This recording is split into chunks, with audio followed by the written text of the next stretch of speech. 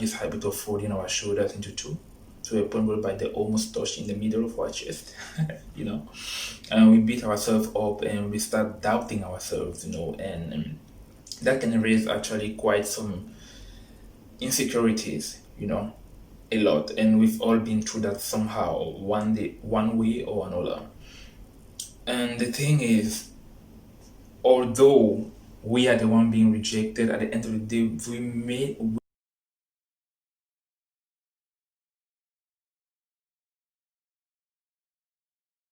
the issue. Actually, we may not often be the issue. All right. Just because you've been rejected in the job interview doesn't mean that you are good at nothing. Just because you've been rejected at many interviews doesn't mean that you are good at nothing either. All right. Yes, sometimes you may not meet the criteria, you know, or sometimes you might even meet all the criteria, yet you won't be taken for that particular job. Do you know why? Now there are 1,000 other reasons than you being unqualified for the post. Believe me. I know that firsthand, and I'm sure many of you know that as well. You will walk into an interview room, you will sit with the HR, you know this in the pocket, that's mine. They're gonna pump you up with confidence, you know, like they make you confident that okay, you've got it and everything, okay. You go through the first phase, the second phase, the third phase, and so on.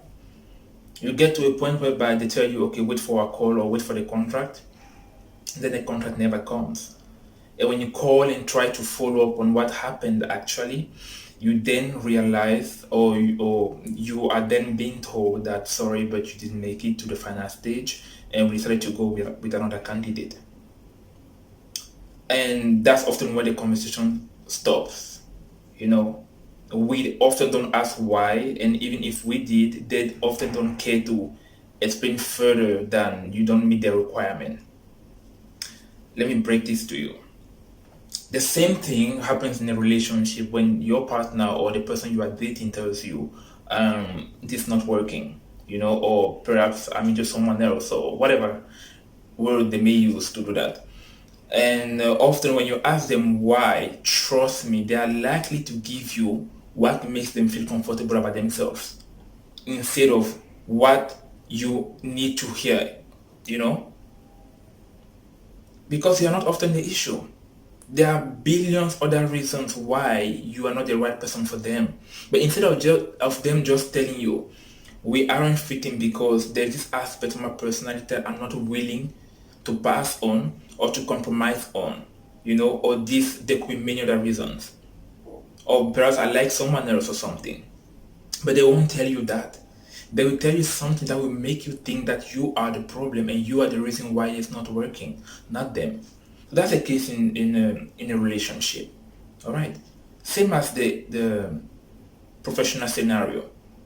Some HRs, to start with, never had a position for you, but somehow they might go on and entertain you. They do that a lot these days. They waste your time and they forget that actually an interview is, you know, it's a two-stream way, you know, and that's just that. It happens. It happens to a lot of people nowadays. So again, that scenario, you shouldn't have to beat yourself up.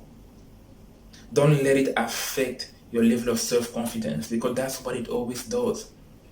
And people at the end of the day will only tell you what makes them feel better about themselves and what allows them to sleep at night. So they're just justifications. So basically they lie to themselves and they lie to you as well. Okay? And I'm not blaming anyone for doing so. At the end of the day, everyone has their motivation to why they behave the way they do. But what I'm trying to draw your attention at is the fact that you shouldn't let that rejection get into your head. You don't. You keep moving. All right? You keep moving. Keep doing you. Keep elevating your thought process and keep looking. Keep expecting. Again, there is that expectation because after everything has been done and said, there is expectation. Many people will say you can't always expect something from someone. It's not good to actually have expectation. But guess what? Guess what? What would be the point for a farmer to sow a seed if he is not expecting a harvest? Ever ask yourself that? Expectations are to be made. Expectations are to be defined in everything, in every aspect of your life. That's the reason why you do things. Let's not fool ourselves here. Okay? If you weren't expecting to be alive tomorrow morning to go to work, you wouldn't prepare for tomorrow now, would you? If you weren't expecting to be alive tomorrow, you wouldn't make plans for tomorrow at all now, would you? Exactly. And at the end of the day, I believe it's only fair to expect. It makes sense, lots of it. So there is that. Start seeing yourself not from the perspective from which people actually see you, okay, but from an angle whereby you understand that there is more to you than what people think and say. Build up your self-esteem. Build up your self-confidence. Elevate your thought process. Learn to love yourself no matter what. And do not apologize for not meeting somebody's requirements. That is their requirements, not yours. Okay? At some point, I like to tell myself, well, that's their loss, not mine. Okay? Because I know my potential. I know who I am and I know what I have to offer. Okay? And I actually know what I can bring on the table. And if that is not enough for someone, or that doesn't meet the requirements of someone, well, then it was never meant to be.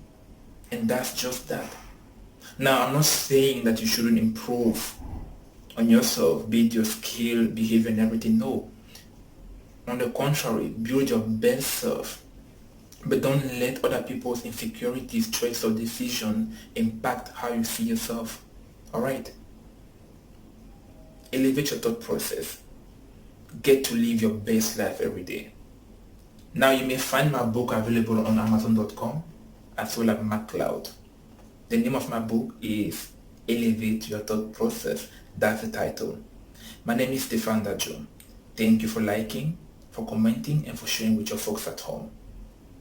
Stay blessed, stay happy, and confident.